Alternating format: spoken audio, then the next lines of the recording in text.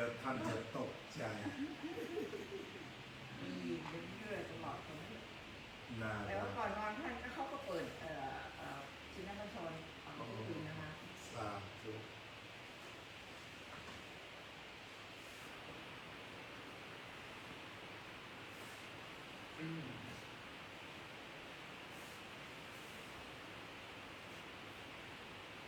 อะระหังสัมมาสัมพุทโธภะคะวะพระผู้มีพระภาคเจ้าเป็นพระอรหันต์ดับเพลิงกิเลสเพลิงทุกข์สิ้นเชิงตรัสรู้ชอบได้โดยพระองค์เองพุทธังภคะวันตังอภิวาเทมิข้าพเจ้าอภิวาทพระผู้มีพระภาคเจ้า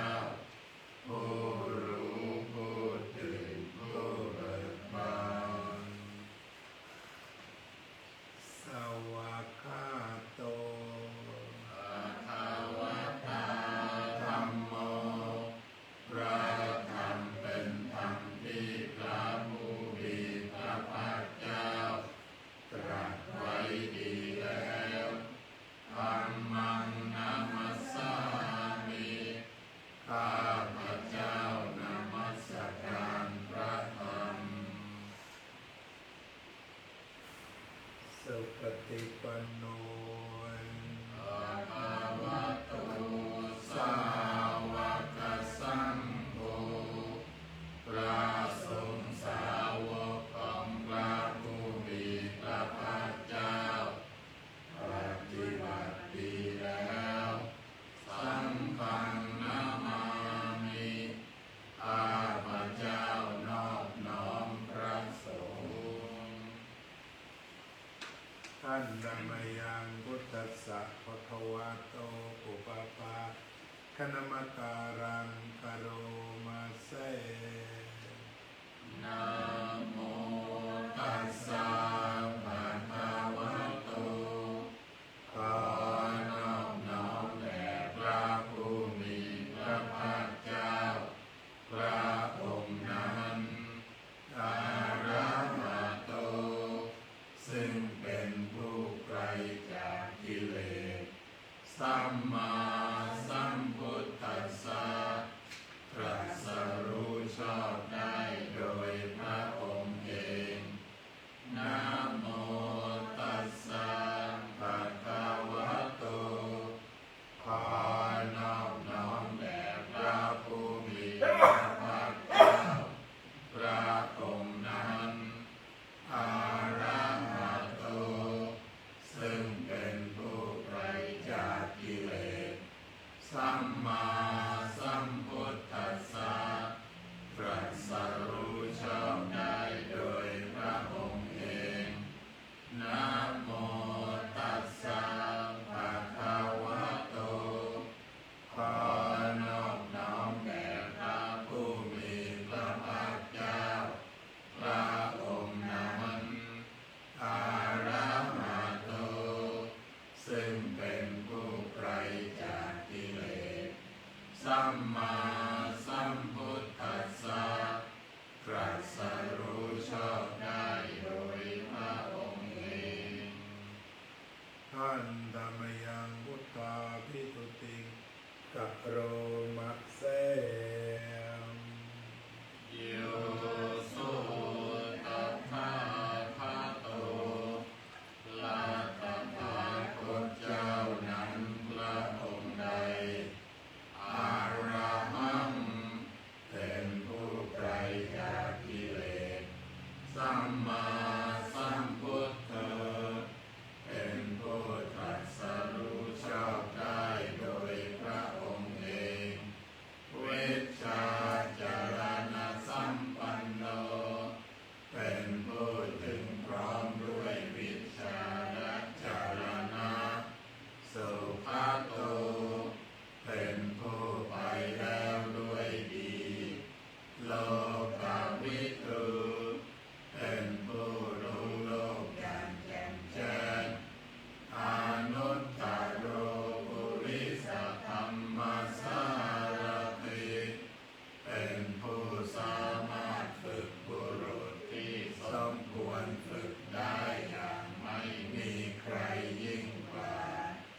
สัทธาเทวมนุษสานังเป็นครูผู้สอนของเทวดาและมนุษย์ทั้งหลายพุทโธเป็นผู้รู้ผู้ตื่นผู้เบิกบานด้วยธรรมภคะวาเป็นผู้มีความจำเริญจำแนกคำสั่งสอนสัตว์โยอิทังโลกังสเท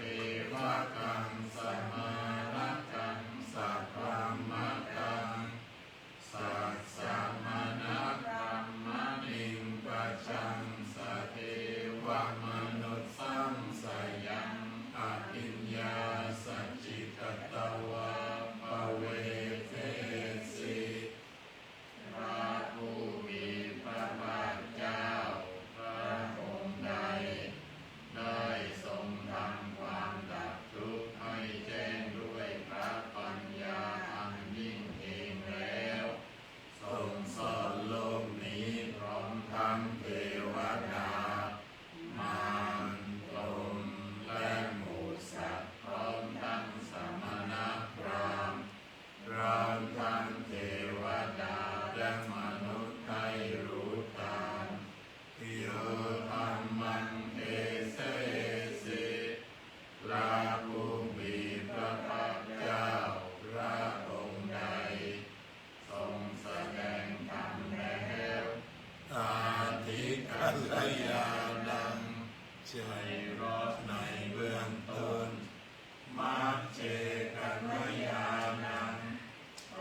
รอดในท่ามกลางปาริโยสาธกัลยาณังไปรอดในที่สุดสัทธังสัพพยัญชนะเกวละปริปุณังปริสุทธังพรหมจาริยังปัปปาเสสิทรงประกาศพรหมจรรย์คือแบบแห่งการปฏิบัติอันประเสริฐบริสุทธิ์บริบูรณ์สิ้นเชิงพร้อมทั้งอัตถะพร้อมทั้งพยัญชนะ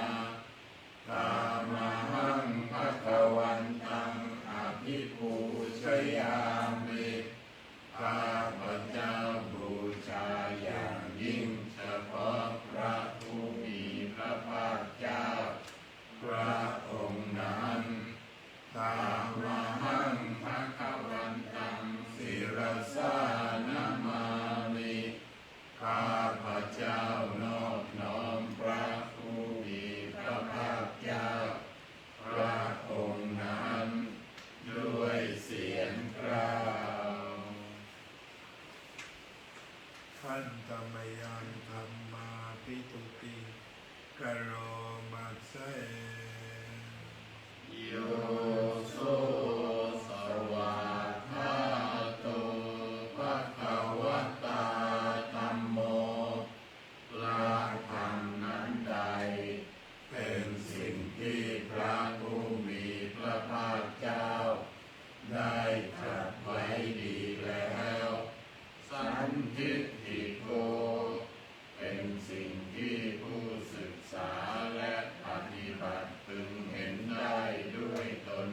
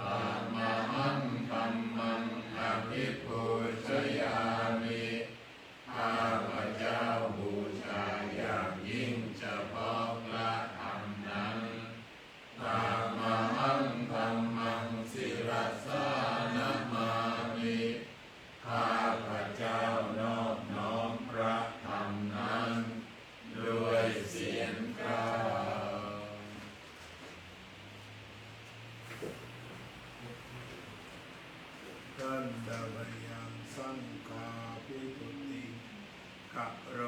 มะเสโยโสสุปฏิปันโนภะคะวะโตสาวกสังโฆสงฆ์สาวกของพระผู้มีพระภาคเจ้านั้นหมู่ใดปฏิบัติดีแล้วอุชุปฏิปันโนภะคะวะโตสาวกสังโฆสงฆ์สาวกของพระผู้มีพระภาคเจ้าหมู่ใดปฏิบัติตรงแล้วยายะปฏิปันโนภะคะวะโตสาวกสังโฆสงฆ์สาวกของพระผู้มีพระภาคเจ้าหมู่ใดปฏิบัติเพื่อรู้ธรรมเป็นเครื่องออกจากทุกข์แล้วสามีจิปฏิปันโนภะคะวะโตสาวกสังโฆสงฆ์สาวกของพระผู้มีพระภาคเจ้าหมู่ใดปฏิบัติสมควรแล้วญาติธรรมได้แก่บุคคลเหล่านี้คือจัตตาริปุริสายุคานิอัตถาปุริสปุพพลาคู่แห่งบุรุษสี่คู่นับเรียงตัวบุรุษได้8บุรุษเอสะภะคะวะโตสาวกสังโฆนั่นแหละสงฆ์สาวกของพระผู้มีพระภาคเจ้าอาหุนยโยเป็นสมควรแก่สักการะที่เขานำมาบูชาอาหุนยโยเป็นสมควรแก่สักการะที่เขาจัดไว้ต้อนรับทักขินยโยเป็นผู้ควรรับทักษิณาทานอัญชลีกรณิโยเป็นผู้ที่บุคคลทั่วไปควรทำอัญชลีอนุตตรังบุญญาเขตังโลกัสสะเป็นเนื้อนาบุญของโลกไม่มีนาบุญอื่นยิ่งกว่าอามาหังสังฆังอภิปูชยามิข้าพเจ้าบูชาอย่างยิ่งเฉพาะพระสงฆ์หมู่นั้นอามาหังสังฆังศิรสานามามิข้าพเจ้านอบน้อมพระสงฆ์หมู่นั้นด้วยเสียงกล่าวเชิญเปิดเป็นหน้า36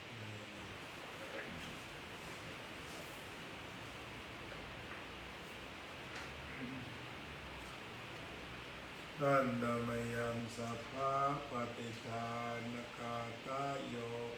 ปนามะเส บุญญาสิทานิกัตตัสสะญาณัญญานิกัตตานิเมเทสัญจะภาคิโนโหนตุสัตตานันตาปมานะตาสัตว์ทั้งหลาย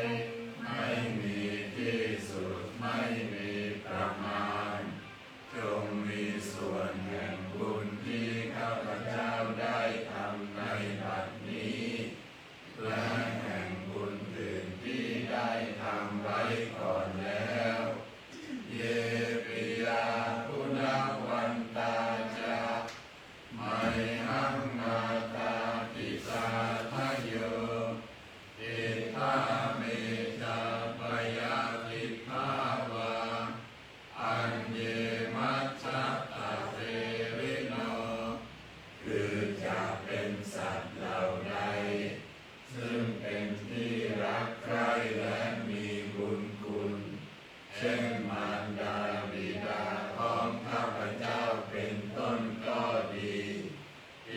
ข้าพเจ้าเห็นแล้วหรือไม่ได้เห็นก็ดีสัตว์เหล่าอื่นที่เป็นกลางกลางหรือเป็นคู่เวรกันก็ดีสัตตาทิทันติโลกัสสมิงเอภุมมาจตุโยนิกาปัญเจกาจตุโวการาสังสารันตาภวาภเวสัตว์ทั้งหลายตั้งอยู่ในโลกอยู่ในภูมิทั้งสามอยู่ในกำเนิดทั้งสี่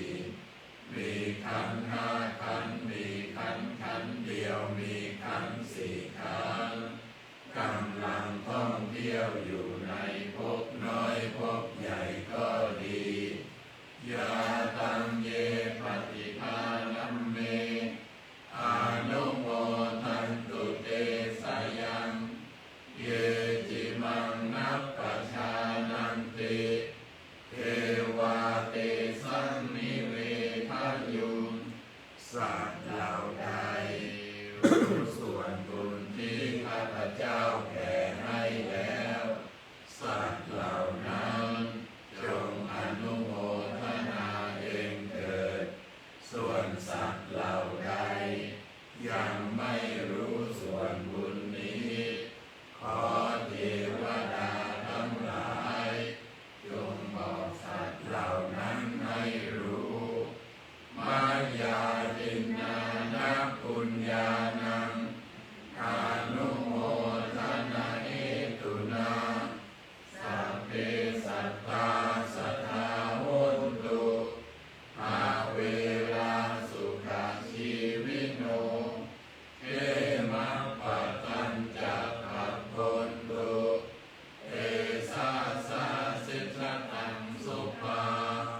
เพราะเหตุที่ได้อนุโมทนาส่วนบุญที่ข้าพเจ้าแผ่ให้แล้วสัตว์ทั้งหลายทั้งปวงจงเป็นผู้ไม่มีเวรอยู่เป็นสุขทุกเมื่อ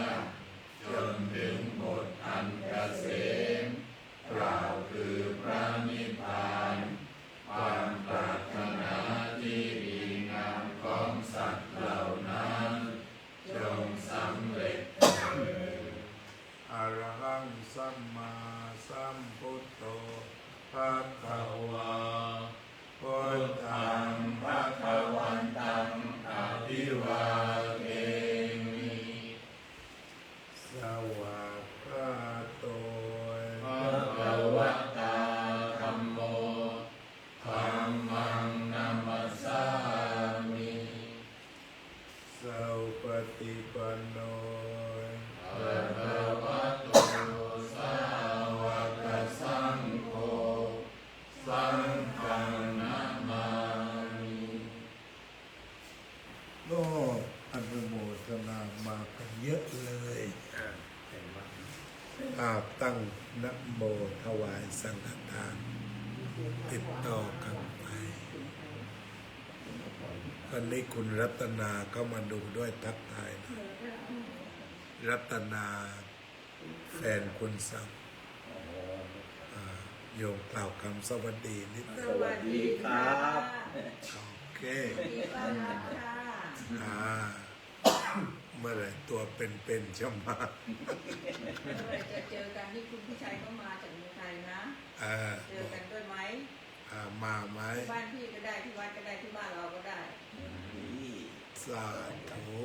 เอาละสื่อสารข่าว อันเป็นมิตรภาพและกุศลตั้งนะโมได้เลย นะโมตัสสะภะคะวะโตอะระหะโตสัมมาสัมพุทธัสสะนะโมตัสสะภะคะวะโตอะระหะโตสัมมาสัมพุทธัสสะนะโมตัสสะภะคะวะโตอะระหะโตสัมมาสัมพุทธัสสะอิมานิมะยังพันเตอัตตานิสัพพะริวารานิภิกขุสังฆัสสะ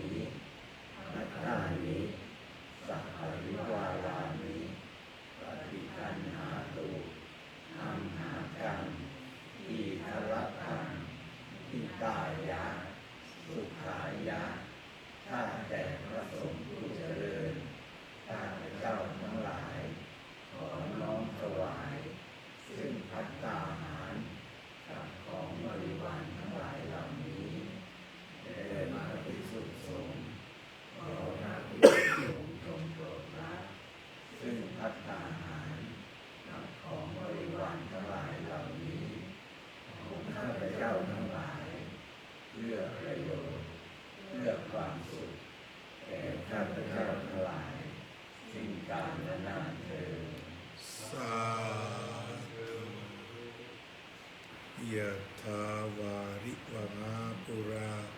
ปริปุเรนติสาคารังเอวะเมวะอิโตทินังเปตานังอุปกัปปติ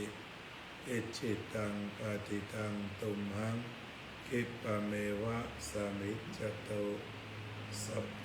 ปุเรนตุสังกปาจันโทปนรสโสยถามณิโชติระโสยถาเววัจจันตุสัพพะโรโควินาศตุมาเตภวัตวันตรายโยสุขิเอกายโกภวะอภิวาทนาสิริสเนจังวุตาปัจจายโนจัตตารโอธรรมาวัฏันติอายุวันโนสุขังภะลังอายุโตภะละโตทิโรวันนะโตปฏิภาณโตสุขัสสะตาตามิทาวิสุขังโสอติการจติอายุนัตตวะพลังวันนังสุขังจะปฏิภาณโตติภายุยสวะโหติยะทยาตุปปัจจติภวตุสัพพมังคลังรักขันตุสัพพะเทวตาสัพพะพุทธานุภาเวนัสสะโสติภวันตุเตภวตุสัพพมังคลังรักขันตุสัพพะเทวตาสัพพะธัมมานุภาเวนัสตาสุติภวันตุเตภวตุสัพพมังคลังรักขันตุสัพพะเทวตาสัพพะสังฆานุ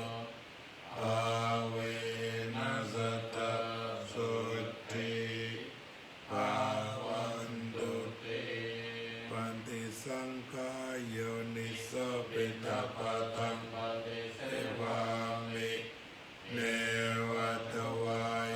นะมัตตายนะปันธนายนะวิปุสนายะยาวะเทวะอิมัสสกายัสสะทิเตยายะมนายะวิหิงสุปารติยะพระมัสสริยนุภายะอิติปุรานันจเวทนังปฏิหังคามินาวันจเวทนานาอุปาทิสามิยาตราจะมีภวิสติยานาวัฏตาจะพาสุวิหารุจาขออนุโมทนาบุญกุศลที่ได้กระทำไว้แล้วนี้จงเป็นพลวะปัจจัยเจริญด้วยจตุรพิธพรใจทั้งสี่อายุวันนะสุขะพละปรารถนาสิ่งใดเป็นไปด้วยความชอบประกอบด้วยธรรมขอสิ่งนั้นจงพลันสำเร็จแด่ทุกท่านเถิด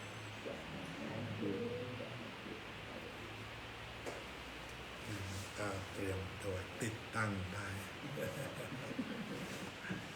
เสร็จ